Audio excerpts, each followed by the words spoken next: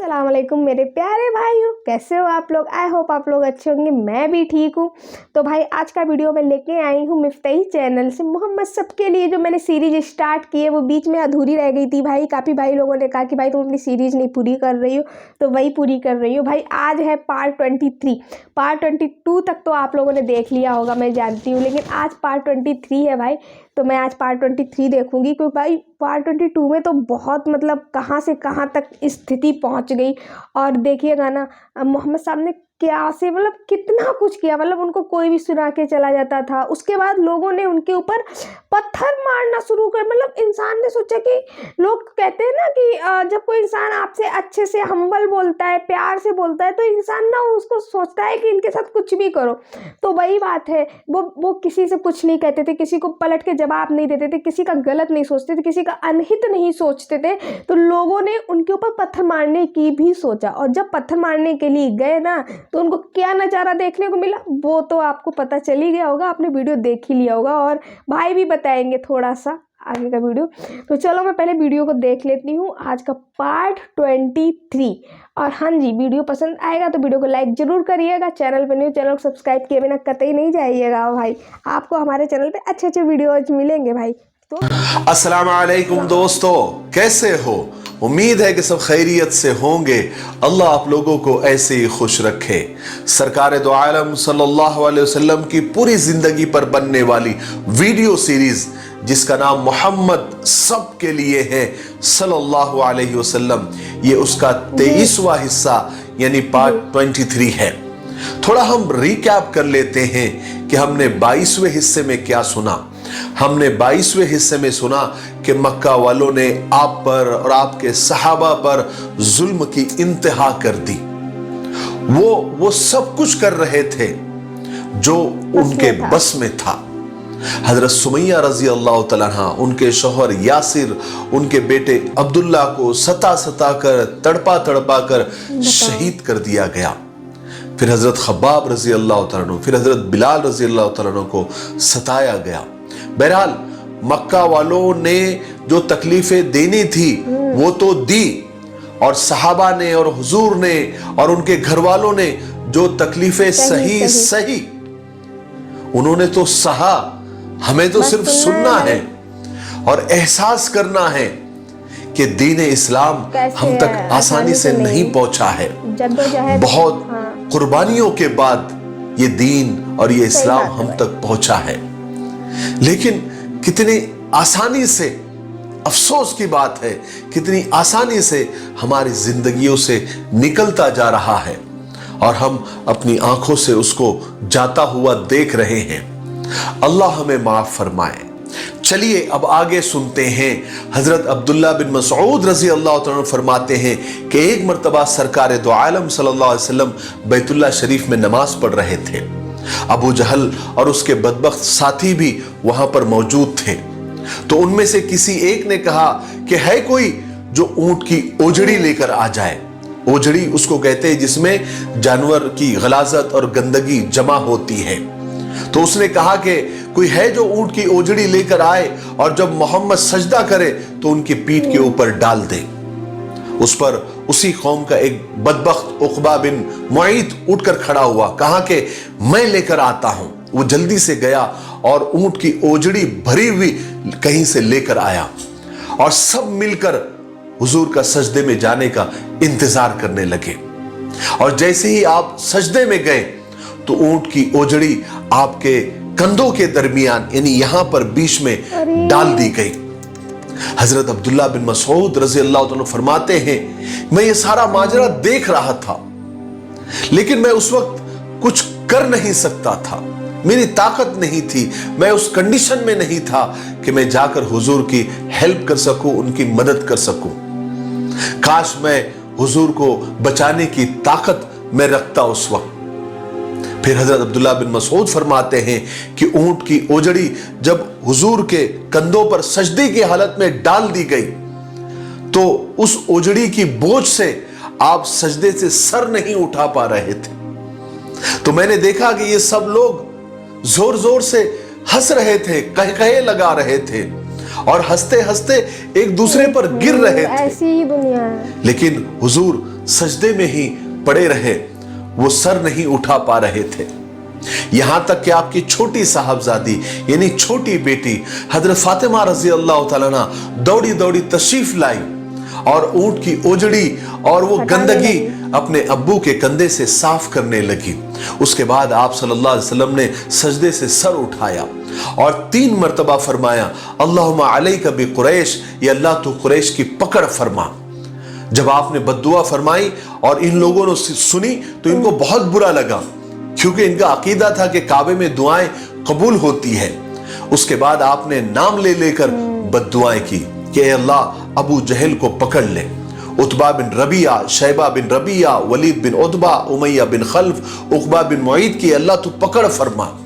हजरत अब्दुल्ला बिन मसूद रज़ी अल्लाह तआला अन्हु फरमाते हैं कि उस जात की कसम जिसके कब्जे में मेरी जान है, जिनका नाम हुजूर ने गिन गिन कर लिया था, मैंने सबको बदर के कुएं में मरा हुआ पाया, मैंने अपनी आंखों से देखा। मक्का वाले दिन रात सहाबाए किराम को और हुजूर पाक सल्लल्लाहु अलैहि वसल्लम को सताने के नए नए तरीके सोचते रहते। कुछ सहाबा को तो ऊंट और गाय की कच्ची खाल में लपेटकर धूप में डाल दिया करते थे। बाज लोगों को लोहे के कपड़े पहनाकर धूप के गर्म पत्थरों पर लिटा देते थे और हुजूर पाक सल्लल्लाहु अलैहि वसल्लम के पीछे और ईमान वालों के पीछे तो उन्होंने औबाश और नालायक और शरारती किस्म के बच्चों को लगा दिया था और ये कहा था कि जहां भी तुमको ये लोग रास्ते में मिले, हुजूर मिले, चाहे सहाबा मिले, ईमान वाले मिले, बाजार में मिले या रास्ते से गुजरते हुए मिले, तो इनको सताओ, इनको परेशान करो। चुनांचे वो नालायक और शरारती किस्म के बच्चे जब भी सहाबा को और हुजूर को देखते तो जोर जोर से गालियां बकते, तालियां बजाते, सीटियां बजाते, ताकि आप अपनी बात लोगों से न कर सके और बाहर से आने वाले मेहमानों से आप न मिल सके। यहां तक कि अब मक्का शहर की सरजमीन ईमान वालों के लिए तंग हो गई और वबाल जान बन गई। ये हालत देखकर हुजूर पाक सल्लल्लाहु अलैहि वसल्लम ने ईमान वालों को हिजरत की इजाजत दी थी। हिजरत कहते हैं कूच करने को, एक जगह से दूसरी जगह जाने को। आपने फरमाया कि आप मुल्क हबश चले जाओ और हबशा में चूंकि उस वक्त ईसाइयों की हुकूमत थी, चुनांचे नबूवत के 5वें साल रजब के महीने में 11 मर्द और 4 औरतों ने हबशा जाने के इरादे से मक्का छोड़ दिया। ये 15 आदमियों का छोटा सा काफिला रात के वक्त मक्का से निकला और जद्दा की बंदरगाह पर उन्हें इत्तेफाक से एक जहाज जो मुल्क हब्श जा रहा था वो तैयार मिल गया। ये लोग जहाज में सवार होकर 5 दिरहम के किराए में मुल्क हबश पहुंच गए। इस काफिले में जिन्होंने इस्लाम की सबसे पहली हिजरत की, उनमें हजरत उस्मान बिन अफ़्फ़ान और उनकी बीवी यानी हुजूर की बेटी हजरत रुकैया शामिल थी और उनके साथ हजरत हुज़ैफा बिन Utba, Hazrat Usman bin मज़ऊन, Hazrat Abdullah bin Masood, Hazrat Abdurrahman bin of और हजरत जुबैर बिन अवाम, हजरत मुसाब बिन उमैर, हजरत आमिर बिन रबिया और हजरत सहल बिन बैजा रिज़वानुल्लाहि ताला अलैहिम अजमईन शामिल थे। हालांकि ये लोग मशहूर और ताकतवर कबीलों और खानदानों से थे, लेकिन ईमान लाने की वजह से सब कबीले वाले और सब खानदान वाले इनके दुश्मन बन गए थे, इनको सताने लगे थे। जब मक्का वालों को इस खुफिया हिजरत की खबर हुई तो वो भागते हुए सबको पकड़ने के इरादे से जद्दा पहुंच गए, लेकिन ये जहाज जिसमें ये सब बैठे थे बहुत दूर हबशा की तरफ निकल चुका था। हबशा पहुंचकर ईमान वालों ने अब इत्मीनान की सांस ली। अब हबशा की तरफ ईमान वालों की हिजरत का सिलसिला शुरू हो गया। वहां पर हिजरत करने वाले ईमान वालों की तादाद अब 83 यानी 83 तक पहुंच गई थी। और आपकी मालूमात के लिए बता दूं कि इस हिजरत को हिजरत ऊला यानी पहली हिजरत कहते हैं। फिर हुआ ये कि कुछ महीनों के बाद किसी ने ये अफवाह उड़ा दी कि मक्का वाले सब ईमान में दाखिल हो गए और हुजूर पाक सल्लल्लाहु अलैहि वसल्लम से सबका समझौता हो गया। अब मक्का में ईमान वालों को कोई तकलीफ नहीं है। ये झूठी खबर और अफवाह सुनकर हबशा वाले मक्का वापस आ गए, लेकिन यहां आकर मालूम हुआ कि ये खबर तो झूठी है। सब कश्मकश में पड़ गए, परेशान हो गए कि करे तो क्या करें, क्योंकि वापस जाना इतना आसान भी नहीं था। तो किसी ने छुपकर मक्का में दाखिला लिया, तो किसी ने किसी की पनाह ली और मक्का में दाखिल हो गया। लेकिन मक्का वालों को खबर हो गई, तो मक्का वालों ने अब पहले से ज्यादा उनको सताना शुरू कर दिया। इसलिए रसूल पाक सल्लल्लाहु अलैहि वसल्लम ने ईमान वालों को दोबारा हिजरत की इजाजत दे दी, और इस हिजरत में बहुत सारे और सहाबा भी हबशा पहुंच गए, जिनमें आपके यानी चचा हजरत जाफर बिन तैयार रजी अल्लाह तआला अन्हु भी शामिल थे। इस हिजरत को हिजरत सानिया यानी दूसरी हिजरत कहते हैं। लेकिन मक्का वालों को और इस्लाम के दुश्मनों को यह फिक्र सताने लगी। उन्हें यह फिक्र हुई कि अगर एक के बाद ये लोग हबशा जाने लगे और वहां पर अगर इन्होंने एक अच्छा मजमा जमा कर लिया, एक अच्छा खासा लश्कर की अगर वो शक्ल ले ले और कई मुस्तकबिल में फ्यूचर में हम पर हमला कर दे या हमारे लिए कोई खतरा पैदा कर दे, कहीं ऐसा तो नहीं हो जाएगा। ये फिक्र अब मक्का वालों को सताने लगी थी।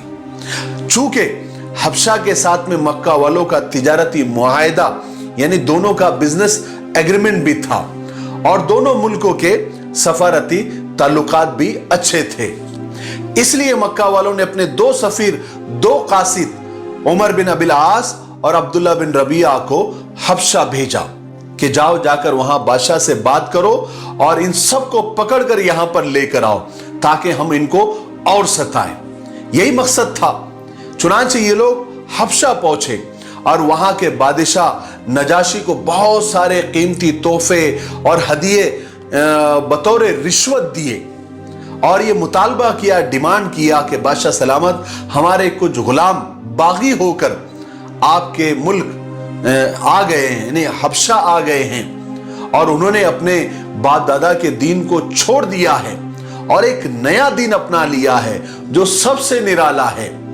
तो आप बराए मेहरबानी उन गुलामों को हमारे हवाले कर दे। ये सुनकर जो भी दरबारी वहां पर उस वक्त मौजूद थे, सब ने मिलकर मक्का वालों को सपोर्ट किया और उनकी तायीद की। लेकिन बादशाह नजाशी को गुस्सा आ गया। वो कहने लगा कि मैं कैसे उन लोगों को बिना तहकीक के इनके हवाले कर दूं जो मेरे मुल्क में आए हैं, मेरी पनाह में आए हैं, मैं कैसे बिना तहकीक के इनके हवाले कर दूं। इसलिए नजाशी बादशाह ने कहा कि नहीं, मैं ऐसे हवाले नहीं करूंगा उन लोगों को, पहले तहकीक करूंगा, फिर तुम्हारी दरखास्त, तुम्हारी रिक्वेस्ट पर गौर करूंगा। हालांकि ये दोनों सफीर, ये मक्का वाले, ये हरगिज नहीं चाहते थे कि बादशाह जरा भी तहकीक करे और साहबा से बातचीत किए बगैर ही वो चाहते थे कि वो हमारे हवाले कर दिए जाए, क्योंकि ये लोग जानते थे और अच्छी तरह से समझते थे कि उधर साहबा के जबान से बात निकली, उधर बादशाह के दिल में उतरी। चुनांचे हुआ वही जिसका डर था। बादशाह ने फौरन मुहाजिर ईमान वालों को अपने दरबार में बुलवा लिया। चुनांचे मुहाजिर सहाबा और ईमान वाले बादशाह नजाशी के दरबार में दाखिल हुए, आए। हालांकि बादशाह के महल का उसूल था कि जो भी बादशाह से मिलने आता था वो पहले बादशाह को ताजीमी सजदा करता था, लेकिन सहाबा में से किसी ने भी सजदा नहीं किया। तो दरबारी सख्त गुस्से में आ गए। बादशाह भी थोड़ा नाराज हो गया, लेकिन चूंकि वो तहकीक करना चाहता था इसलिए उसने कुछ नहीं कहा। सिर्फ ईमान वालों से ये पूछा कि आप लोगों ने कौन सा मजहब इख्तियार कर रखा है, कौन सा मजहब कबूल किया है। तो हजरत जाफर बिन अबू तालिब यानी हुजूर के चचाओं में से एक चचा आगे बढ़े और बादशाह नजाशी के सामने बेबाक तरीके से, बिंदास तरीके से अपनी बात रखी और इतनी सलीके से, इतनी बेहतरीन तकरीर की जो दिल को छू लेने वाली थी। हजरत जाफर रजी अल्लाह तआला अन्हु आगे बढ़े और अपनी तकरीर शुरू की। फरमाने लगे, अय्युहल मलिक, ऐ बादशाह, हम सब जाहिल थे, नादान थे, पत्थरों की इबादत किया करते थे, मुर्दार खाते थे, खून चाट लिया करते थे, अपनी बेटियों को जिंदा दफन कर दिया करते थे, बेहयाइयों में मुब्तला थे, रिश्तेदारों और पड़ोसियों के साथ बदसलूकी किया करते थे। ऐ बादशाह, हम बदकार थे। हम में जो ताकतवर होता था वो कमजोर पर जुल्म करता था, उनको सताता था। यहां तक कि खुदा ने हम पर फजल किया। खुदा ने हमारी तरफ एक रसूल भेजा जिसका हसब नसब और खानदान हम अच्छी तरह जानते थे। उसकी ईमानदारी, सच्चाई और शराफत से हम वाकिफ थे। उसने हमें एक अल्लाह की तरफ बुलाया और कहा कि हमारा पैदा करने वाला एक है, हमारा खुदा एक है, वही इबादत और बंदगी के लायक है।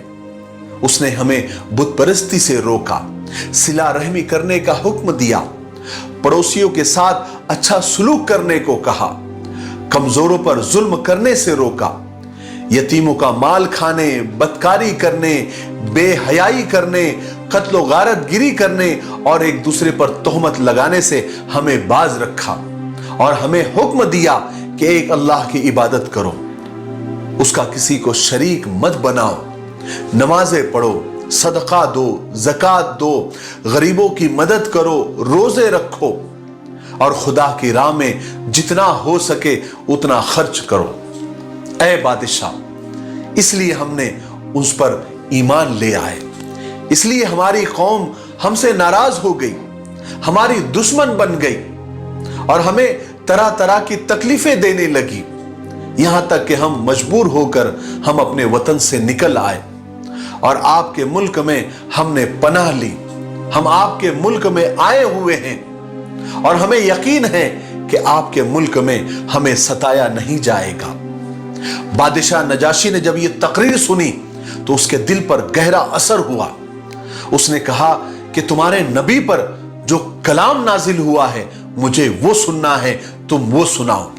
तो हजरत जाफर रज़ी अल्लाह तआला अन्हु ने सूरे मरियम की तिलावत शुरू की। कुरान पाक की आयतें सुनकर बादशाह नजाशी का दिल पिघल गया और दरबारी भी रोने लगे। बादशाह नजाशी तो इतना रोया कि उसकी दाढ़ी तर यानी गीली हो गई, आंसू नीचे गिरने लगे। जब हजरत जाफर रज़ी अल्लाह तआला अन्हु तिलावत कर चुके तो नजाशी कहने लगा कि इस कलाम में मुझे वही रंग नजर आता है जो हजरत ईसा अलैहिस्सलाम लेकर आए हैं, मुझे दोनों एक जैसे मालूम होते हैं। जब बादशाह की ये हालत मक्का के उन सफीरों ने, उन कासिदों ने देखी तो वो तो हैरान हो गए। उनको तो सब उल्टा उल्टा दिखने लगा। उनको लगा कि अब यहां तो मामला खत्म होने को है, इसलिए उन्होंने एक शोशा छोड़ा। कहा कि बादशाह सलामत, ये लोग हजरत ईसा को नहीं मानते, ये उनके मुखालिफ है, ये उनके दुश्मन है।